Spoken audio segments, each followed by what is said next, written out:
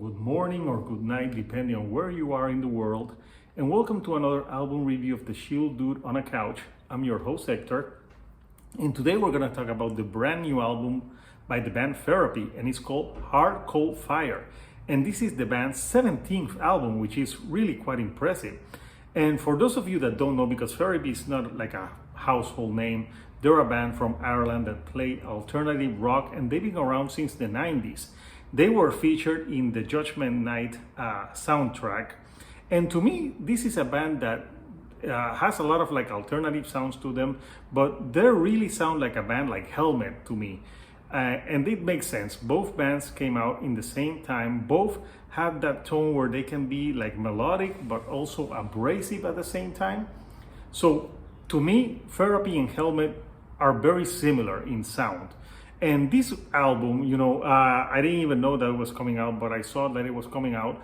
And I've heard songs from them. I don't know a whole lot of the band, but the things that I've heard, I liked.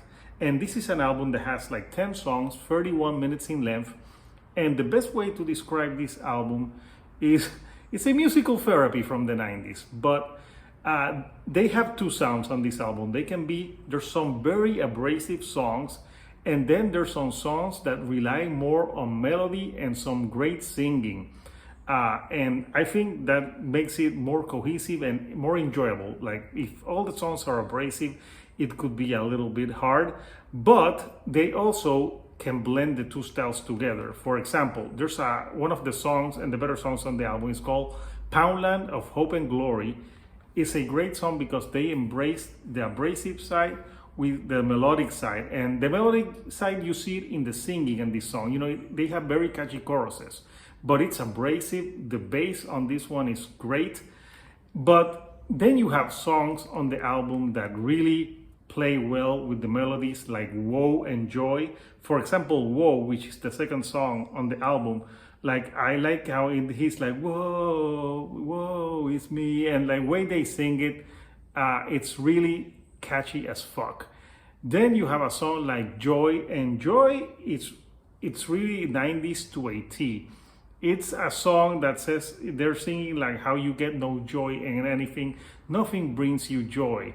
And it really reminded me of like a lot of like alternative happy songs from the 90s, from Better Than Ezra or Cracker, for example. That type of vibe it had in that song. But then they have songs like Bewildered Herd, Two Wounded Animals, To Disappear, that are more abrasive, even though To Disappear has some catchy vocals to it. But then again, you have a song like Mongrel, and Mongrel, it really sounded a little bit like classic Stone Temple Pilots in sometimes, especially in the way that he's singing it. It really sounded like Scott Weiland was revived for the world and was singing on this track. But it keeps on going with the style that I really enjoy from this album. Like the last song's Ugly is all about how like the person is saying that he's ugly, and if you touch them you'll get ugly as well. So lyrically it has some interesting things as well. And that song really was a song that it was a mid-paced song. It has some abrasive parts to it, but it also had like a great catchy chorus that you could really sing along to. But to me, I love the closing track, Days Collapse, but with a K. I like that track because I think that track is a more slower track, but I really like the guitar on it. And it sounds like a hopeful track, like contemplative. There's some parts in the guitar that I don't know why kind of reminded me like of Foo Fighters. And at the beginning, there's a riff that reminded me of that popular song by Nada Surf, but just for a second. Then it changes. But yeah, it's a great closing track. What would I have to say negative about this album? It's pretty straightforward alternative rock from the 90s.